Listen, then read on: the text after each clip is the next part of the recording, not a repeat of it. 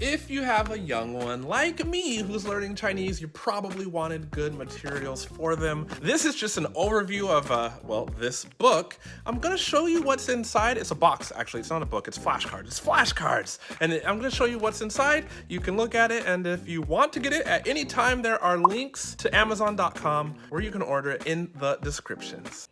Chinese flashcards for kids with all the things that kids need to know. Inside, I've got a manual and a audio CD, but who has an audio player?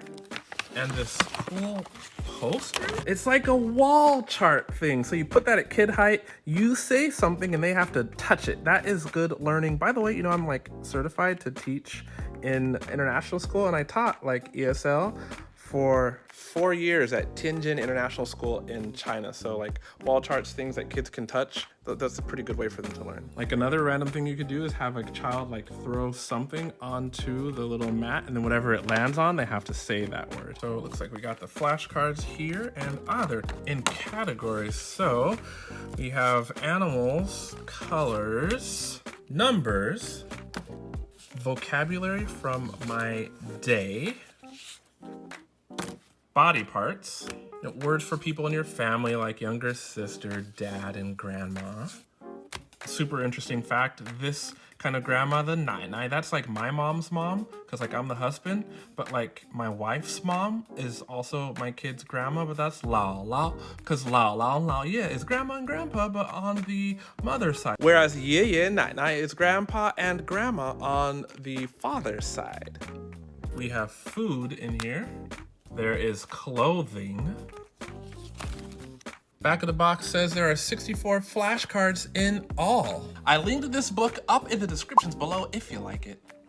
But the back of the cards, well, they're in black and white, but I guess nothing can be perfect. And stroke order, really? Are you gonna teach your kid how to write characters if they're not living in China and going to Chinese school? Probably not. There is sentences, that's nice, and these sentences are actually useful. So the thing that I like about these kind of cards is that they deal with the concrete, like mao and go and lao shu and ya and beads. These are things that kids would learn because kids can see and interact with those in day-to-day life. For example, colors you can see everywhere in day-to-day life. So all you have to do is ask your kid, 这是什么颜色? What color is this? And then, you know, point at the thing, and then they can tell you the color, and you can kind of work this simple Chinese language learning into your life. Again, let me help you break it down. It's not that they can get fluent from the flashcards, absolutely not, I know this, but in anyone's mind, including yours at whatever age you are, or if you're super old, in kids, if they have exposure to a foreign language,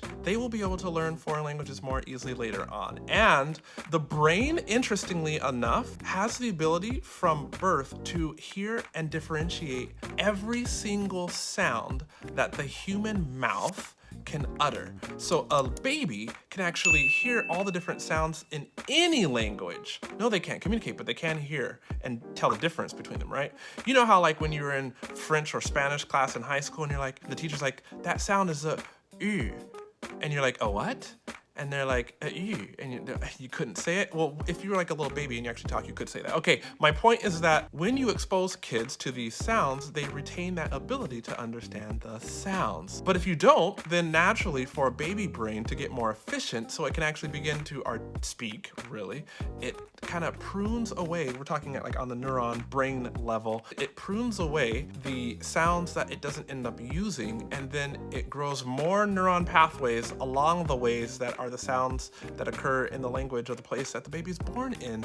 So eventually the baby can speak, right? Our brains are super efficient. So I was trying to just tell you, understand, or help you understand that you want to expose your kid to different languages, and this sort of activity together is a great bonding activity, and not frustrating if you make it a fun game. Don't be like, dang, you should know this word. What's wrong with you? How come you can't remember it?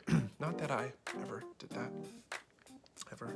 I feel like this is confession time. You've seen that video right there for a moment now. Tap on it to learn about another children's book to learn Chinese that I actually own. It's really good, actually. I like this one. I like it a lot.